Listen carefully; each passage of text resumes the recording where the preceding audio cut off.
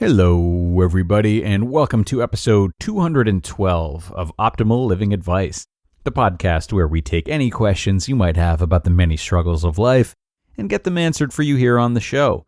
I am your host, certified life coach Greg Audino, reminding you before we begin that if you have a question you would like help with on the show, we welcome you to email it to us at advice@oldpodcast.com. Now, anyone who listens to this show with any type of regularity knows that a lot of questions come in about big changes. For our asker today and all of you listeners, there are too many of them for me to list right now. So scroll through the past 211 episodes yourself and, have a ball. What we have today, however, is a question that's coming after a big change by our asker, a question that seems to beg for more of a reflective piece on the truth about big changes and their implications rather than how to initiate one, which is what we're more accustomed to. A different vibe today, I think. Let's get into it and see. Here's the question. After working 16 years in my current position and living in California for 40 years, I felt compelled to put in my notice of resignation with my employer. Mind you, I make a very comfortable living. Give away all my possessions, trade in my Benz for a used truck, and get a camper trailer and travel to Texas by myself, a single female. Now, I understand that might be a thing that people do, but it's really the complete opposite of who I used to be. So, the problem is I almost think my body has been hijacked by someone else. I would love to know if anyone else is making huge changes, especially through the pandemic, and get insight about what to expect, how to handle them, or what they're about. Okay, I am into this one. A nice opportunity to reflect on big changes. Again, usually these questions come in before the change is made, and they are, of course, about whether or not it's a good change or how to do it. Seems like you've dived right in, though, and here you are. Congratulations. I like that you said it's a thing that people do, but the opposite of who you used to be. You're right. It is a thing that people do. And you know what? Most of those people survive, and all of them end up learning a lot. What's new territory for you certainly isn't new for many others, and the road ahead of you has been taken successfully time and time again. This will be important to keep in mind if your main concern is feeling shaky or uncertain about this sudden shift in your behavior. This is a totally fair concern, as a decision like this will not only change your lifestyle, but perhaps more dramatically, change your perception of yourself and your identity. You may wonder, who am I without my past? Do I have any foundation anymore? How do I know if this new me will even be a good fit or work or know how to survive? Will my values or relationships be put into question?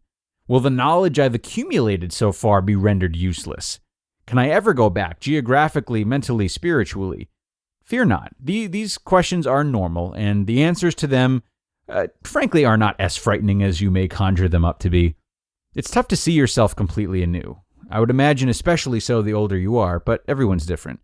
And what I recommend is figuring out what different means for you. Rather than ruminating and putting too much of your energy towards the questions I rattled off and other similar ones that you may stumble upon, I recommend trying to shift it towards the real reason that you've decided to make this change. You describe this as though it's some type of otherworldly force of nature that the you are familiar with has no control of. But you do have control, and you do know what's underneath, even if you haven't disclosed it to me or haven't even gotten to the bottom of it yourself quite yet. Investigate this stuff, I say, and do so playfully. Are you running from something? Are you running from a person, a history, or maybe an idea of yourself? Or are you simply curious to shake things up and it feels fun? This will be important information to know, because if you're consciously or subconsciously trying to avoid some type of inner turmoil, moving to a new place and adopting a new lifestyle is very rarely the solution. Can a new environment help you dodge negative temptations and develop better habits? Sure, and that's wonderful. But deeper pain doesn't hinge on where you are so much as it does the self-work you do, and importantly, whether or not you're able to do things day to day that make you happy, in addition to feeling confident in the trajectory your life is taking.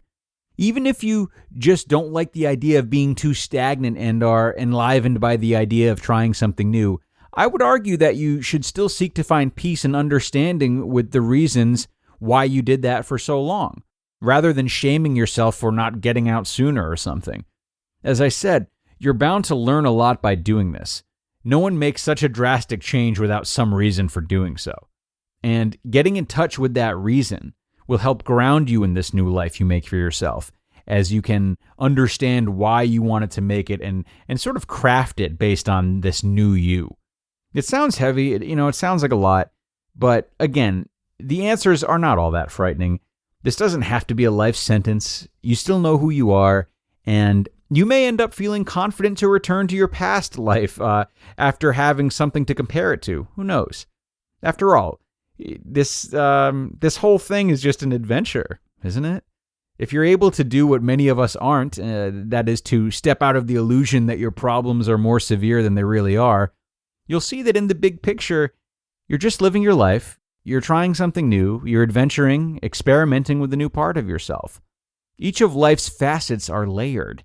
It'd be unnatural to go a whole lifetime without exploring something new. And the consequences, they really aren't so dire. So relax, have fun, learn a little, and enjoy being a passenger on the ride of life. For you and the lot of us who listen to these podcasts, we're generally very fortunate people, lucky enough to always have other roads that can be taken. To the woman who sent this in, thank you so much for doing so, and Godspeed. I really appreciate you reaching out to me, as I feel as though this episode has given us all a nice opportunity to just breathe and look at life with some broad strokes, as opposed to tackling a certain problem, which has been a fun change of pace for this episode. Wishing you the best of luck and encouraging everyone out there to not be afraid of change, and maybe just as importantly, to not overestimate it or see it as something that disrupts life. Rather, it is the very spice of life. All things are in motion all the time, and this is something that should be embraced as much as possible. I'm going to get out of here now, folks. Feeling uplifted, waltzing into this weekend after this episode, and I'm hoping the same for you. Enjoy yourselves, have fun, hey, try something new, and I will be back with you again on Monday for another OLA. I'll see you all there.